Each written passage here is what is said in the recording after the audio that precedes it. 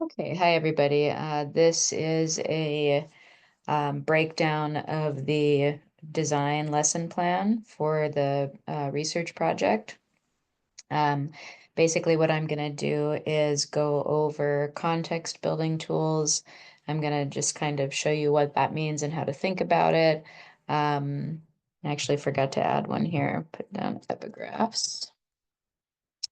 And then after that, I am going to talk about design. So the design portion of this recording, the context portion should take about 10 minutes. The design portion should take upwards of 30 minutes, depending on how quickly I can go. But the most important thing that you can take away from this video would be the description of context work. So really kind of thinking about a thing that is sometimes referred to as paratext, which is basically like all the best, easiest way for us to think about it as a class is like the writing that happens outside of just the body of the text. So paratext, think of it as the text around. So all of the different things that comprise text, summaries of your annotated bibliography, citation work, titles, subheadings and headings. What I'm going to show you is, pull quotes. You might already know what that is. Epigraphs, and as many of you already know, footnotes and endnotes, because we have been talking about that a little bit uh, in the early drafts. So, the context work is important for thinking about how to piece together writing that has already happened in different contexts for different assignments and to begin thinking about how to make it cohesive. And the other thing that is the most important takeaway from the design portion of this would be the typographical design. So because this is a class where I don't ask students to do, standard conventional research or standard conventional writing, I'm also not going to ask you to do standard conventional kind of design structure for your essays. So most of you are used to MLA formatting, 1-inch margins, 12-point font, Times New Roman. In this class, we're going to think about typographical hierarchy because we are living in a world where design is so fundamental to the things that we create. Social media is full of design. Sometimes those are designs that are templated on our behalf, but even if we're creating it ourselves, we take notice of design all day, every day, and the things that we write. Uh, so, typographical hierarchy, I think, is just an important thing to kind of take away from this class, to think about the meaningfulness of creating margins or spacing in your writing, the accessibility questions around design, thinking about, typographical hierarchy as something that helps us to kind of critically evaluate or understand the hierarchy of things of importance on the page. That's also a readability issue. So, whether you decide to use color or graphics or illustration is entirely optional for this class. Some people really get into the visual side of things. I think that for the purposes of this project, you know, and for the class as a whole, you want to kind of prioritize where you are. Some of you have worked very hard in this class. And so, putting things together in the final bit might feel a little daunting. So just keep it simple. Keep it clean, keep it simple, focus on just demonstrating some of the basics of typographical hierarchy, and you don't need to worry about, getting a Canva account and trying to teach yourself color theory or doing illustrations. So don't worry so much about any of that.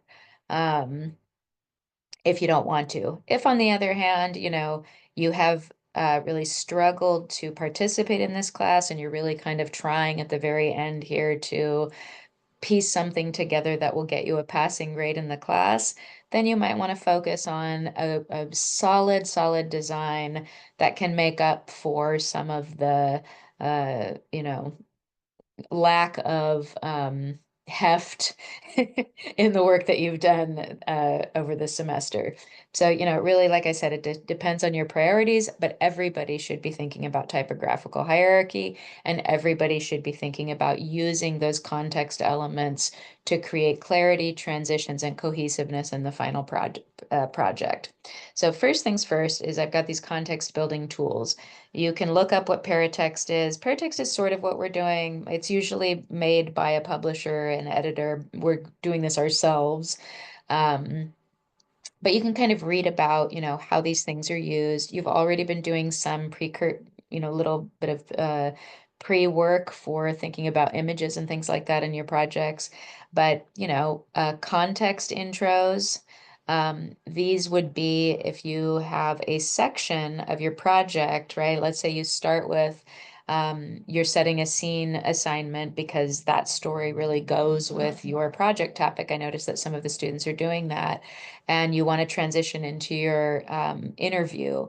In order to facilitate that transition in a way that's going to make sense for a general audience, you can think about each section as containing a little paragraph introduction to what that particular section is doing. So you've got some examples here.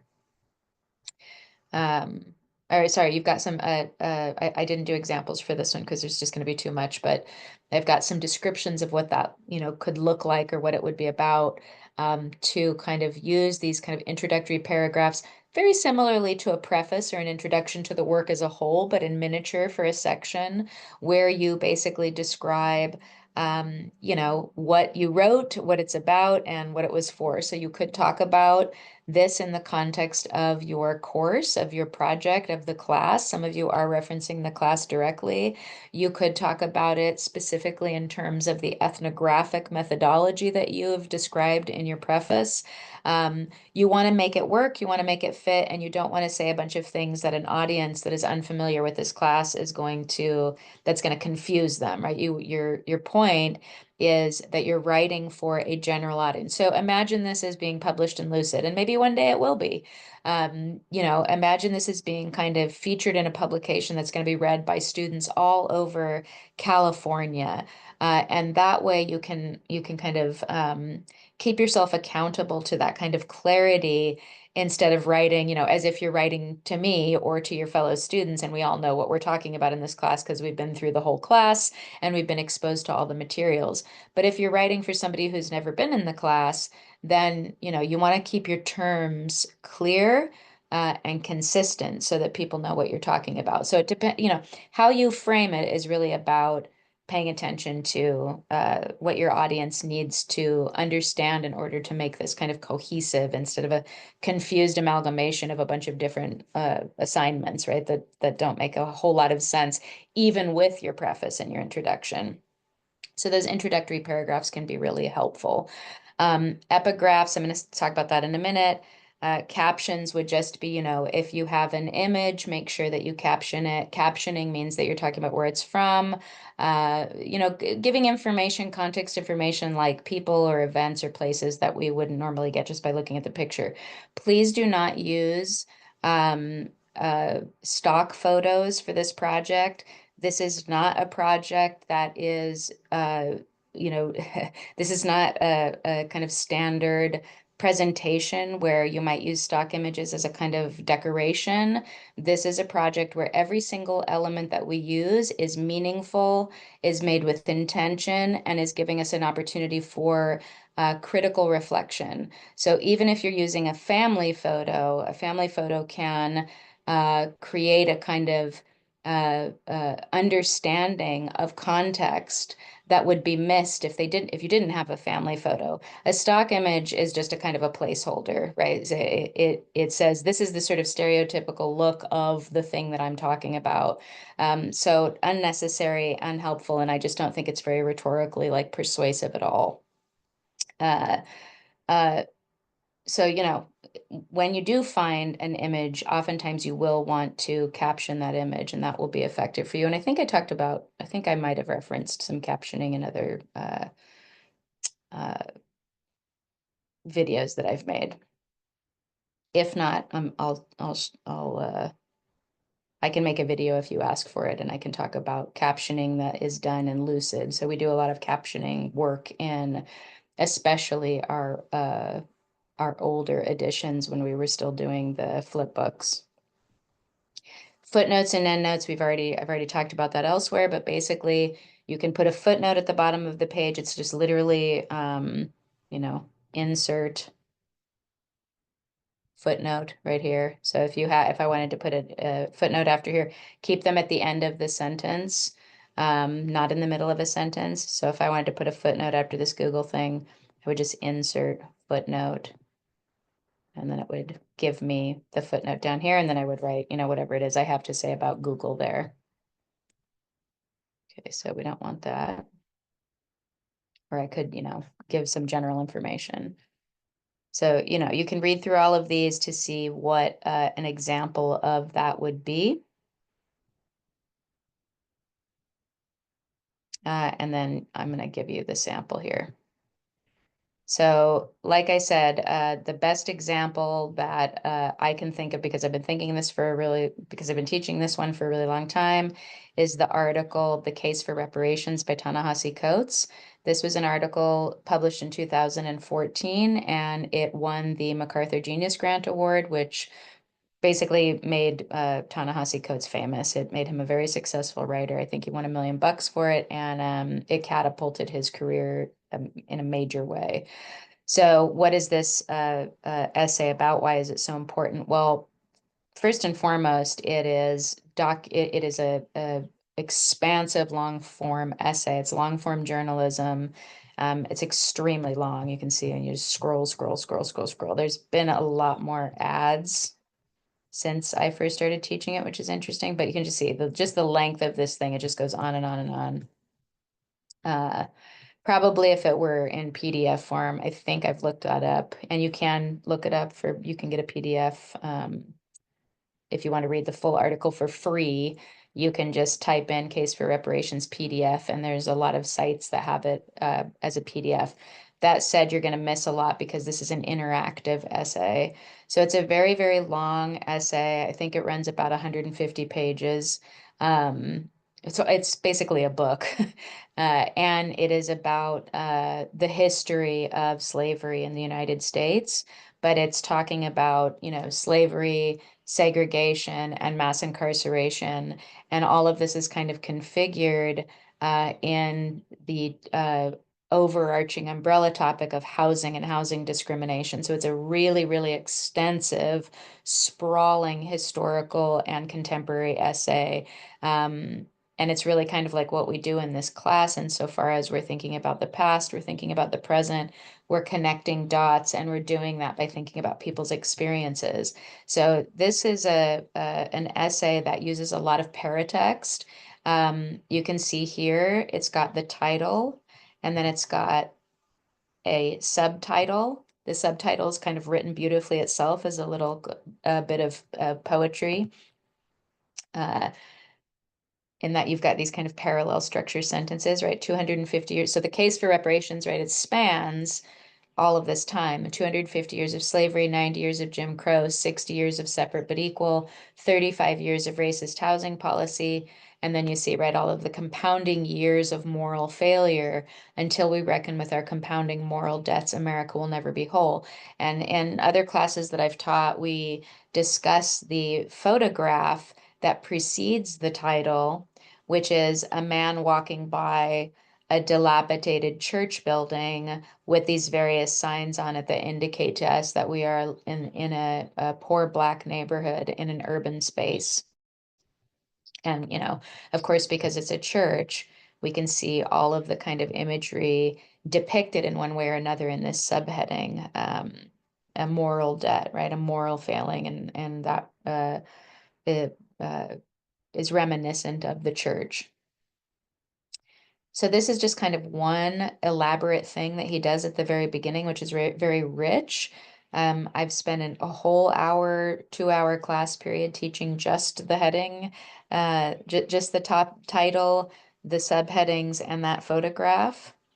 So if you wanted to kind of, ponder how powerful a photograph can be at the beginning of your project, And if you wanted to imitate something like that, that would be totally appropriate to do so. And then you have,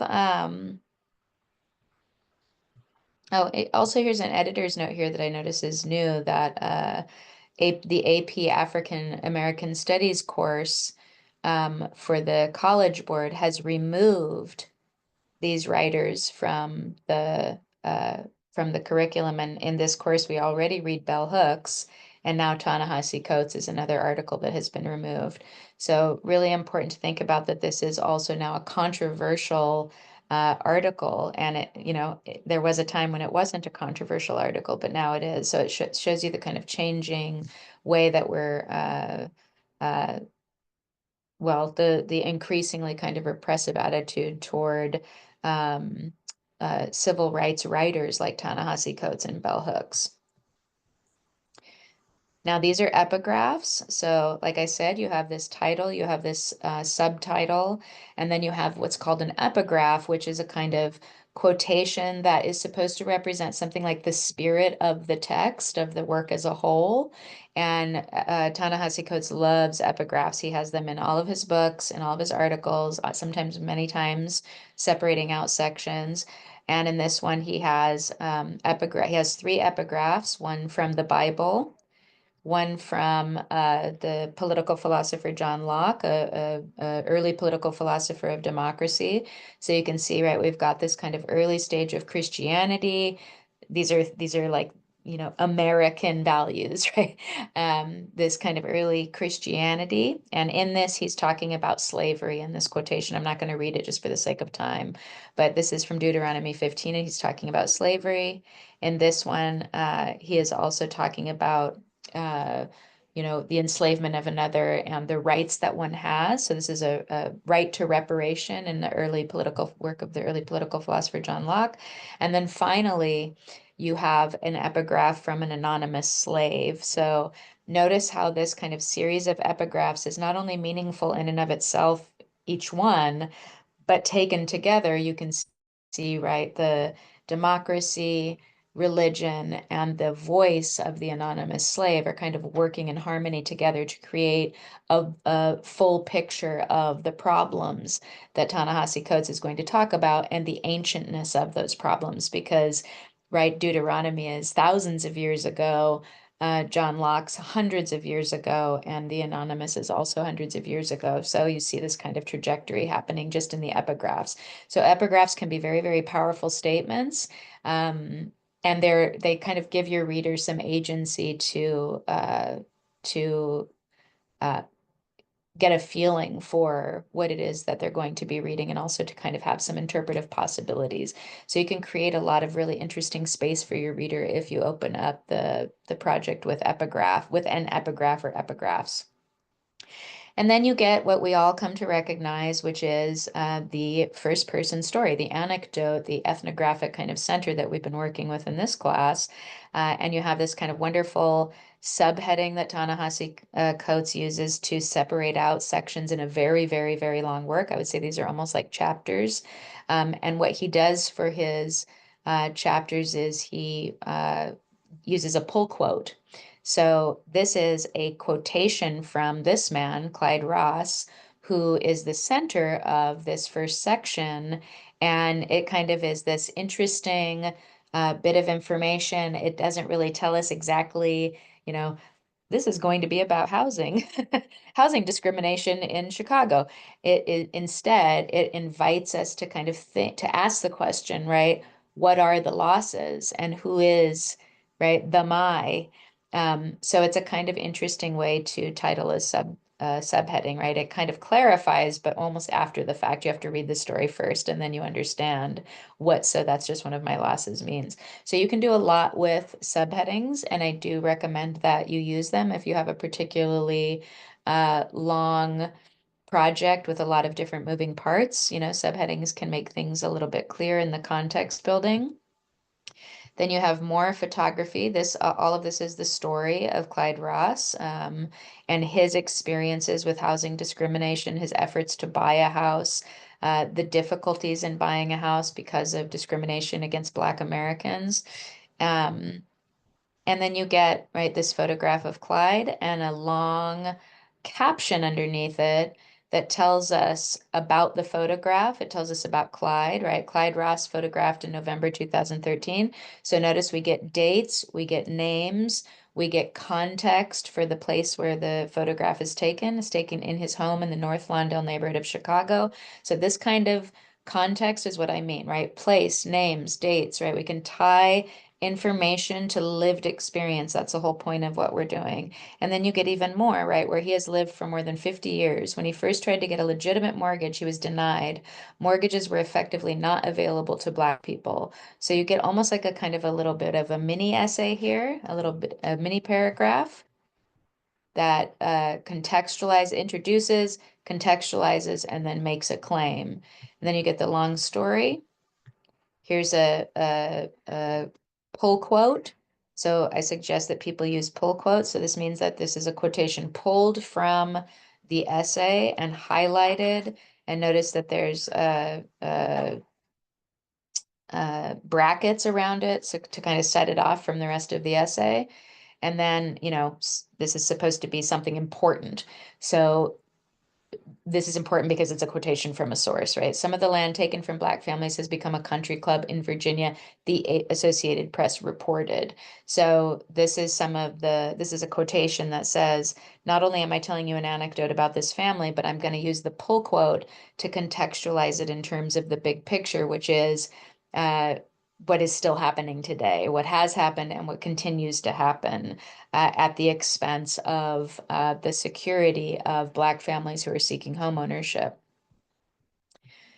And why that has been such an unstable effort. And then you get another photograph, a very powerful photograph, very famous photograph. And notice you don't get a lengthy description here. You just get one sentence, sharecropper boys in 1936. So not every single caption needs to be the same length. Not every single caption is going to, right, the captioning is not necessarily going to be needed. So in this image, the photograph speaks for itself. And just knowing that these are sharecropper boys and in the time that it happened invites us to kind of think more expansively about what it is we're seeing, right? But it doesn't take much to see the despair in the image, the confusion and the hunger and the sadness.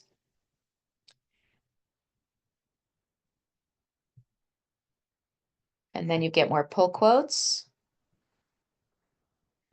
And then you get this interactive map. We're not going to do interactive maps in this class, don't worry, but you actually can make them now. It's not that hard. But if you want to, you can see present day. So you could kind of change what you're looking at. This is from the past. I don't know why this is. And then you get, this did more actually. I guess you can. Well, anyway, you get a description here in the caption of what it is you're looking at.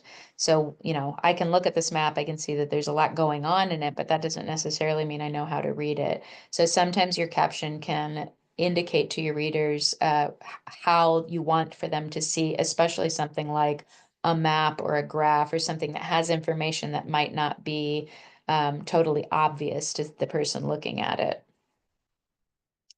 I'm just going to show, just other little things, other little things in this uh, article that are kind of, helpful in terms of organization and design and that kind of context work.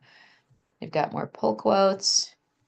You've got a video. So for you, this is a mini documentary that you can watch that's embedded in the essay. For you, something like this will be your interview, right? So you can embed your essay, your recording right into your essay, and then you can write around that what your interview is actually about, giving some of that context work, some of that description, and so that when we get to the recording, it will make sense for us what it is we're seeing or hearing when we press play. And the same goes for this essay. You've got another interactive map. This one's quite extensive. You can spend a lot of time with this. So notice that there's a lot of photography here, but there's also an emphasis on place through the repeated use of maps. So there's people and there's place and there's different ways to depict that. You've got more pull quotes. You've got a photo gallery here, so you could do something like that if you wanted to have multiple photos. Some students, if they're not using some of the kind of digital tools available on Google Slides and they just want to do a straight Google Doc, they might make like a collage or a Google uh, they might not you can actually create a photo collage and put it into your Google Doc. That's pretty easy to do. So if you wanted to do a gallery of some kind, you could create a collage rather than trying to figure out how to scroll through like you would here with the photo gallery. Then you've got original documents, so image of an original document. More original documents. Those are straight out of the National Archives, which many of you have already looked at. And then you've got, you can have uh, this is a reporter's notebook. So this is like, uh, additional information. So kind of like a footnote, but it's sort of a side note.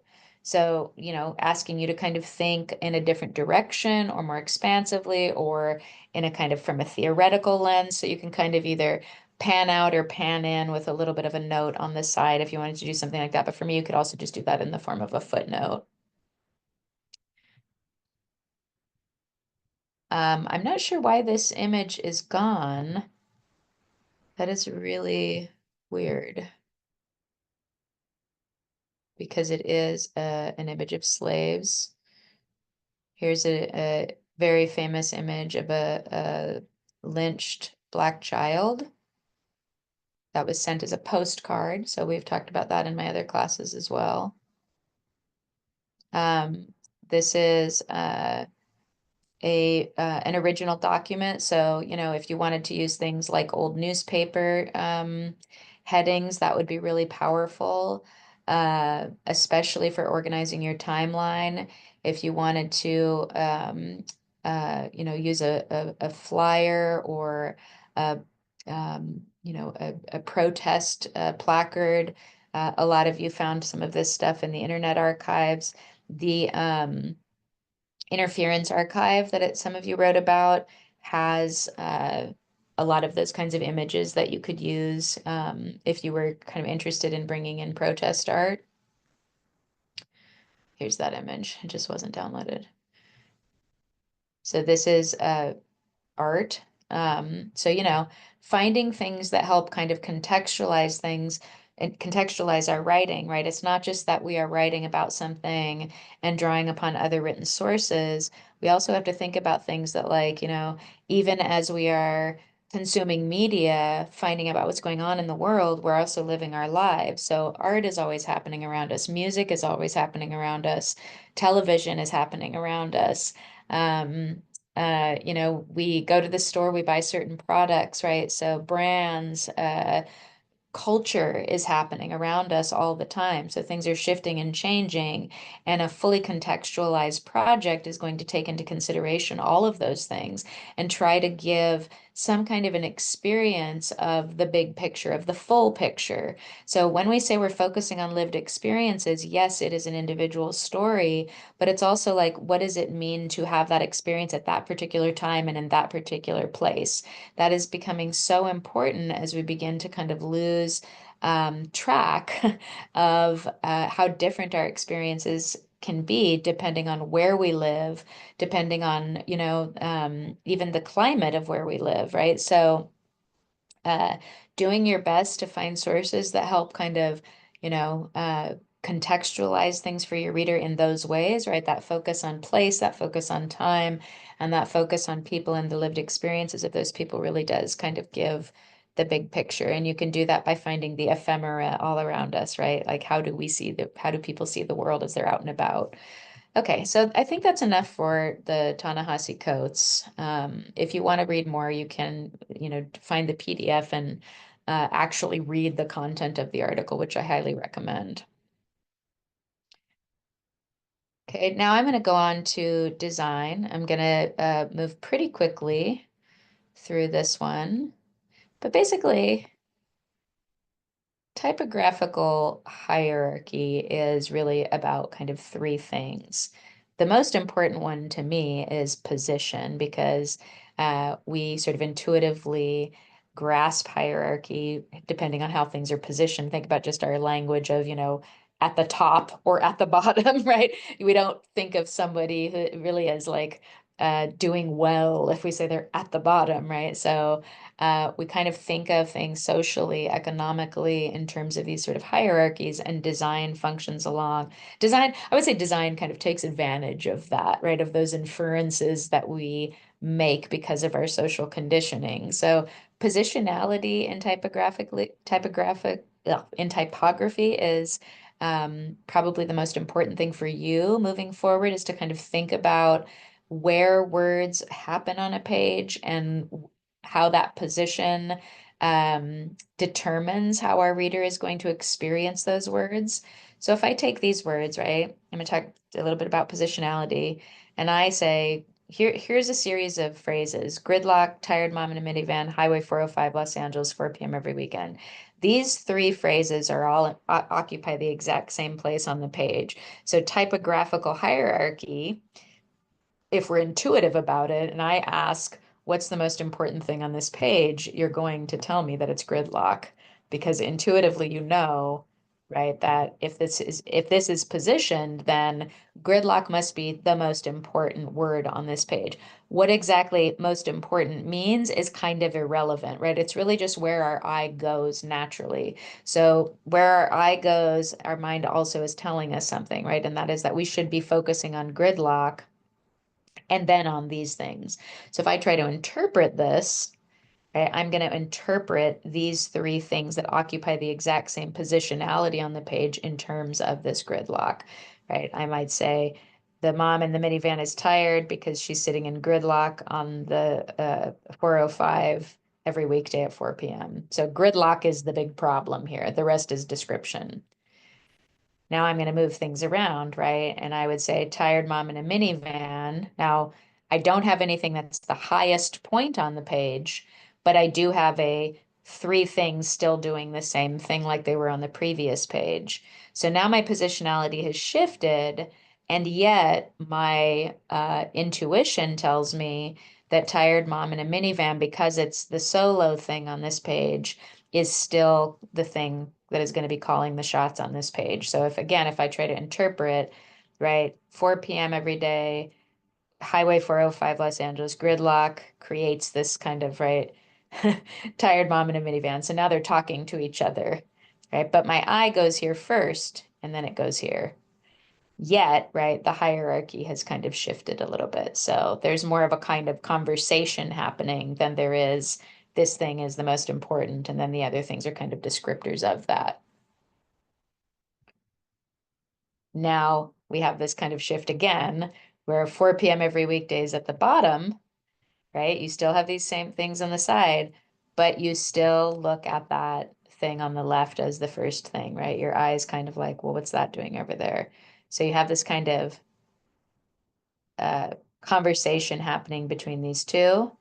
And we again, right, see that kind of positionality as sort of determining what it is we are prioritizing on the page first. Even if we kind of change that, right, as we begin the interpretation process, first things first, we see this guy's alone, these guys are together, right? So this one is somehow different from the others. And now we're back to our kind of positional hierarchy. This is at the top.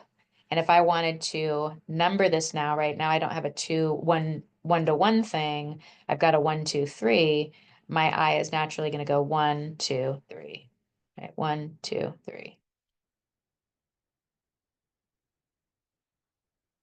So once you start thinking about hierarchy, right, that's where you've got your title at the top, and then you've got your body paragraphs, and then where does the other stuff go, right? Where do I put my photographs? Where do I put my Captions, where do I put my pull quotes, right? How is all of that going to determine, how are my choices going to be determined in terms of my spacing, right? I'm always going to think about what is my eye doing, right? How is it taking in the information as it moves? And most of us are going to be scrolling, so as it scrolls down the page.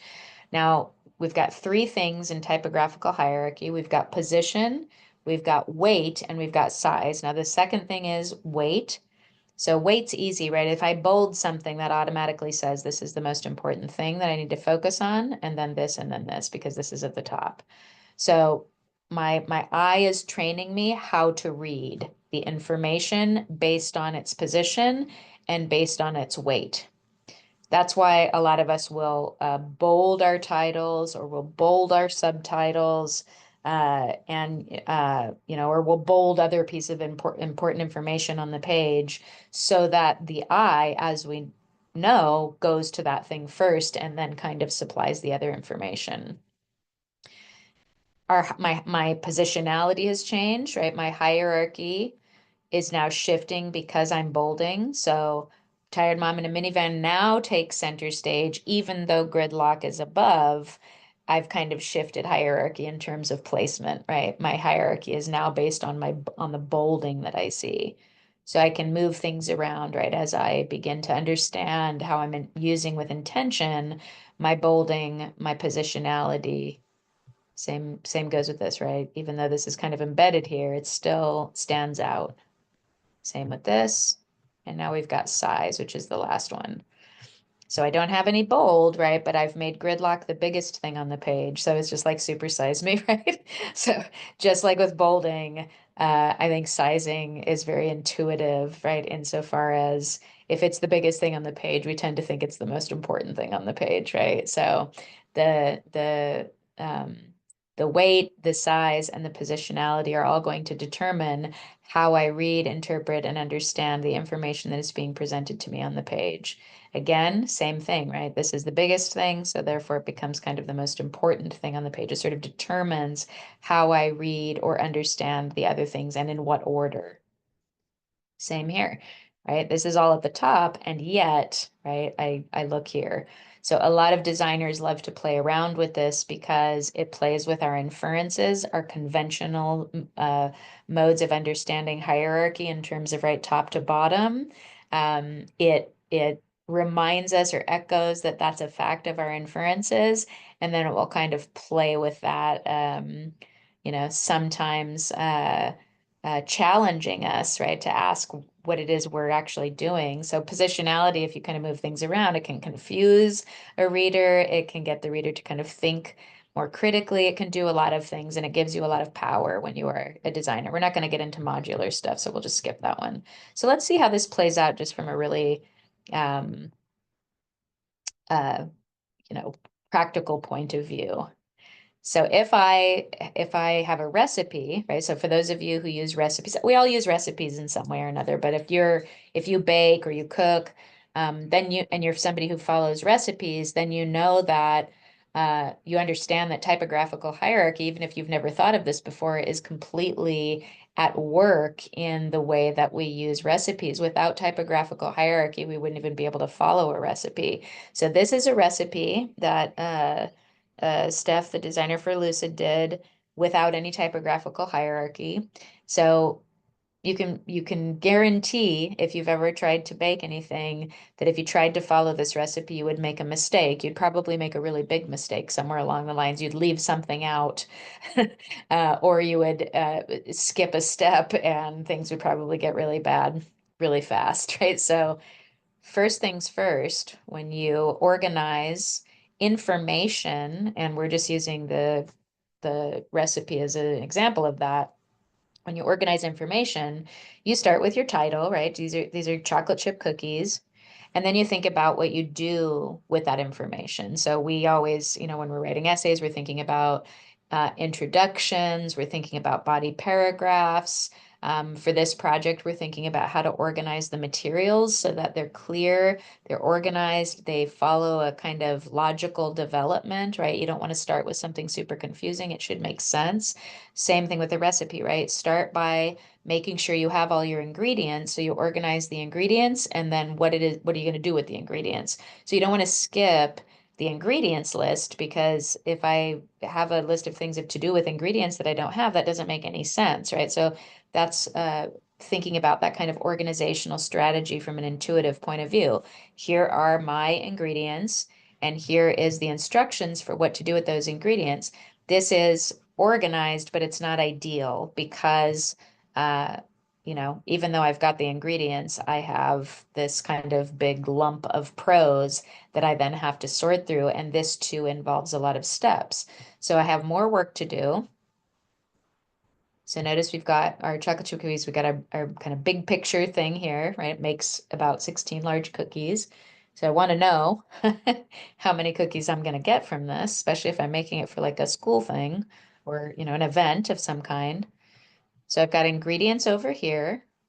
And now I've got instructions broken down into manageable little chunks. So first do this, then do this, then do this, right? So I've got little seven stages. If I were to print this out, I might, cross out each stage as I go. And this would be fine, right? Something like this would be fine. I could probably make the cookies and do okay. Maybe not fail if I used this one, but I can make the typographical hierarchy, typographical design better. How would I do that? Through bolding. So again, right, because I have these instructions here, right, I could get confused because they could be elaborate if I'm not used to baking. So I bold the most important things I need to know for each one, right? For this one, make sure you set your thing at 375 degrees and make sure you've got two baking sheets, right? That's first things first. What you do with them, you can kind of figure it out, fill that in. Same thing here, right? Make sure you have these ingredients and then you can worry about measuring them. So you've got that bolding hierarchy going on. So again, right, it's just better now, right? It's before it was wrong, right? That first one was like a mess. It cannot be used. It's almost unreadable. It's not usable, right? So it's wrong. After you kind of organize things structurally, so we get an idea of how things work. So right here, after this, it's just kind of, just gets better, right? It improves with the design. Here you get some big picture information that you didn't have before, which really helps because before I enter into the space of actually making this thing, I might want to know how long it's going to take. I might have things to do today, right? So I might want to know, okay, well, I actually have an hour to spare to make cookies, more or less, so I can do that. If I don't know that, right, if I haven't really taken that into account and I started making these cookies, I might run into some problems. So having this additional context information in the far right makes things a little more manageable. Same goes with your projects, right? If I have that context information for my readers, it makes things a little more manageable, especially in a project that has so many moving parts like ours does. And then you have more or less, the same thing here, except for some additional bolding, right? Some additional bolding here. Now we've got some fancy stuff happening, right? Color. So we haven't really talked about color design. We will in a minute, but color design. So again, we've got some things kind of really staying the same, bolding, that context information, and then we get the color. And bonus points if you can figure out what changes from this one to this one. So you've got chocolate chip cookies here in red, because that is the most important thing. So you get that red bold color. Everything stays the same. And everything is the exact same except for one thing is gone. And I would say that, right, this is one of those moments where, again, it's not always about adding things. Sometimes it's about removing things so that you can eliminate redundancies, repetitions that are unnecessary, which is a redundancy. Um, and you can kind of create more white space, which actually in a lot of ways helps your reader to breathe. So you don't want to pack your information full of things to look at because that means that there's TMI and your reader could easily get lost or confused. So do try to evaluate when your project is doing too much and you need to take things away that don't really need to be there, right? Because obviously we know these are ingredients and these are the instructions. So that's typographical hierarchy. And now let's think about color. So color design is really about a mood. I want people to be very sparing with color. You're going to see some samples where students went really crazy with it.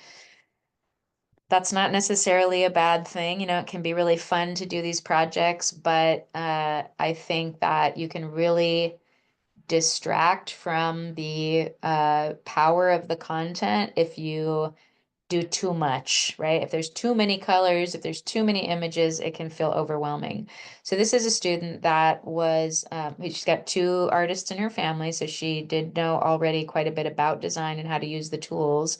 But what I want to show everybody is that the use of color here is really professionally done.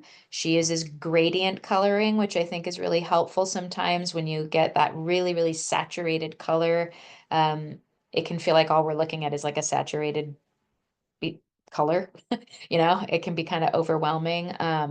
Eden's example, which is, I'll show you in a minute, is on here, is one that uses a little bit too saturated of color. So this one's got nice gradient. It uses a bold blue color, but it doesn't use a lot of other color. It's mostly just blues and white. It's all blues and whites of various kinds. So notice, right, you don't have just like nothing but a blue background. That can be overwhelming. She does one color on one page, one color on the other, which makes this kind of like pretty readable. You have these nice subheading titles. And then you've got these little, you know, illustration elements. Please do not use clip art. That is not allowed in this project. If you are going to use illustration, please make sure that you're illustrating yourself. Otherwise, don't do it. That's why I give you the stick figure examples. So Haley uses stick figure kind of art. Anybody can do it.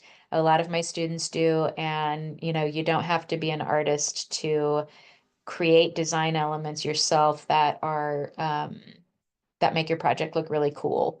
So, you know, Haley just drew all of these herself. She drew these little money elements.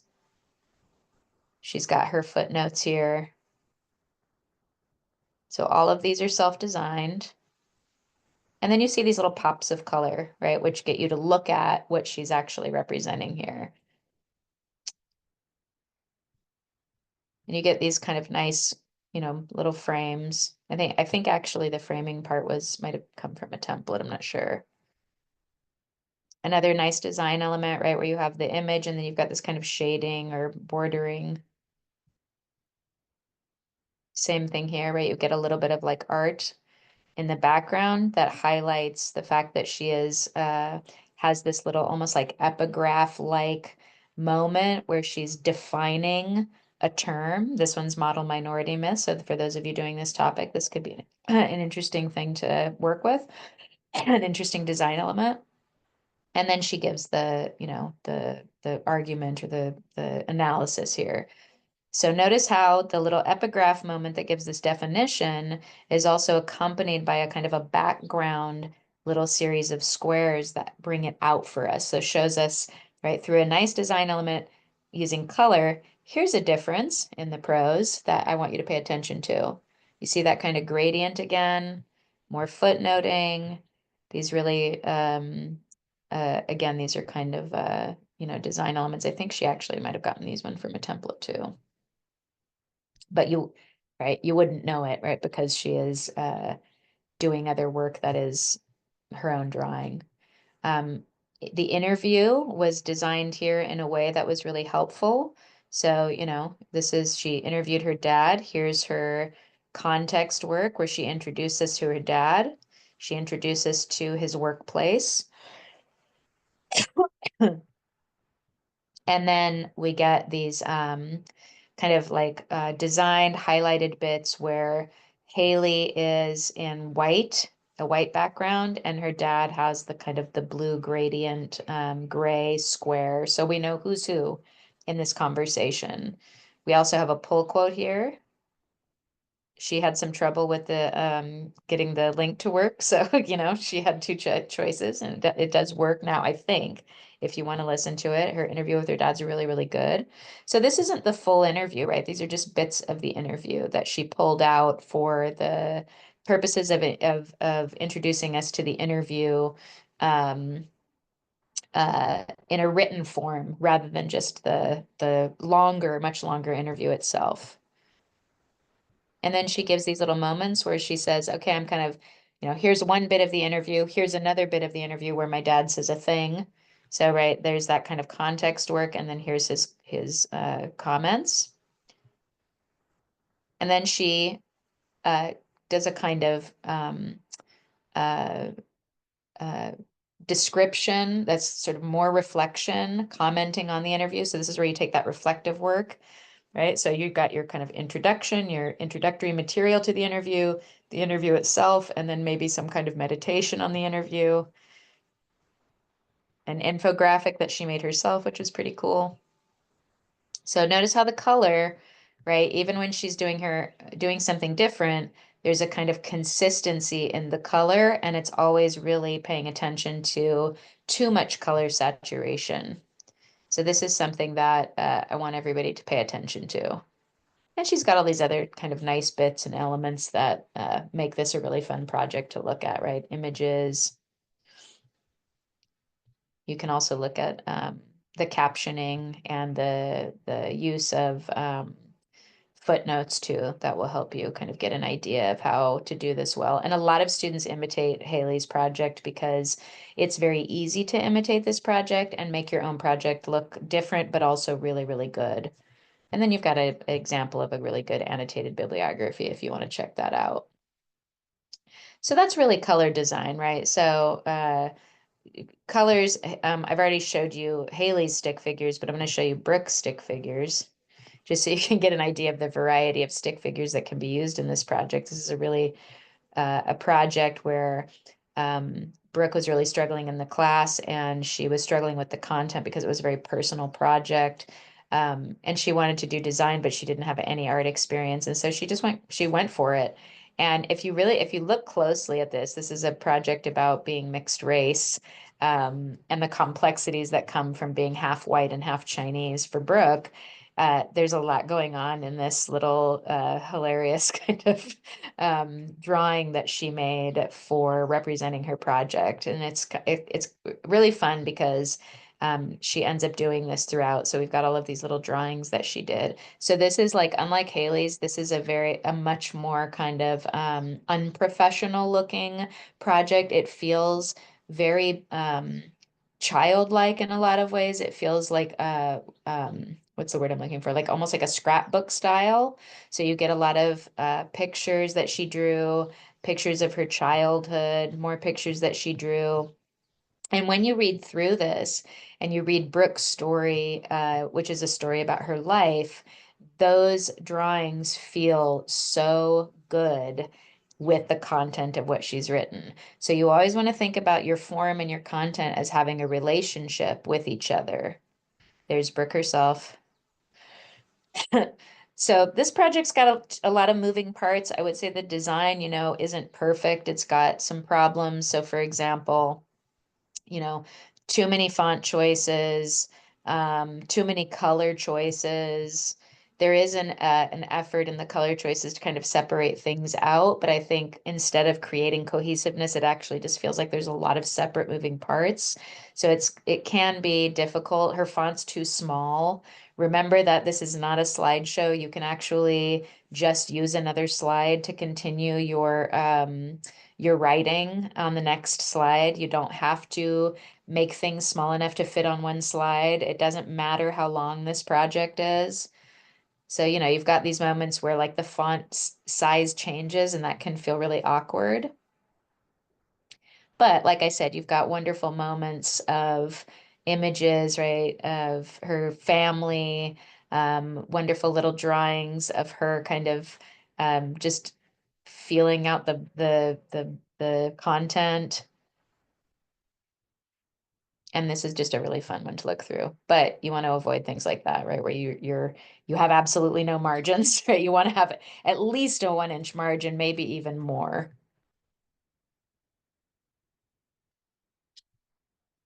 So these little breakdowns will tell you exactly what's going on in each of these examples. Then you've got a whole thing about choosing fonts. So, I would say just as a default, just make sure you've got two fonts. You've got one for utility, which would be like your Times New Roman, that's for the pros. And then you've got your design fonts for, kind of more rhetorical purposes. And those would be the ones that you would use for your subheadings, for your titling, and maybe for pull quotes, but I wouldn't use more than two fonts. And I would also make sure that you're consistent on the font size for the main text. So you don't want to change your font size just to, suit the expectation that a lot of students have that they fit as much information as possible in a single slide. That is absolutely not necessary for this. So here's some information for designing on Canva, designing on Google Slides. Here's another sample of a student who designed on, there's three samples here for each one of these, but I don't think, I think Canva and Google Slides is really just kind of a preference thing. Canva definitely has more bells and whistles if you have a subscription, but bells and whistles don't always mean that you're going to have a better designed project, right? Sometimes it can actually be worse if you have too many choices, too many templates, too many things you can click on and drag on. I would say to avoid Canva if you have that tendency, and maybe stick with Google Docs and focus on typographical hierarchy. So I am going to show you one final sample. You can look at these yourself. This one's a really beautiful one. That is, again, really kind of does a wonderful job with color, um, and with typographical hierarchy. But also, I think, does a lot of really good work with contextualizing. But the one that I'm actually going to show you is Matthews, and this is a really simple one.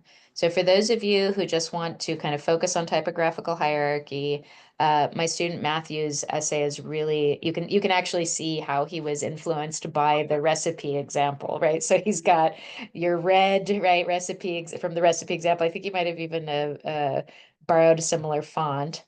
And you can just see, like, in some ways, this looks like a standard essay, right? But he's got his images, he's got his cute school thing, he's got his captions, he's got his subtitles and his stories, right? So we've got some subtitling, we've got some bolding, we've got some sizing for typographical hierarchy. He's done a little fun thing there with a strike through. We've got the footnotes. He did some things here with red. And then he did a collage. These are pictures from a organization that he's talking about. And then I think in another essay or in another video, I talked about Matthew's collection of incidents where he kind of organizes different like little samples of incidents as research. So if you want to do a very, very simple project that does all of the things that we discussed, but leaves out illustration, leaves out color, then I would follow Matthew's sample and kind of, make this a standard essay that is um, doing some additional elements with typographical hierarchy and design. And that way, you can keep things kind of organized and contained. So that is it for the design video. And please let me know if you need anything else.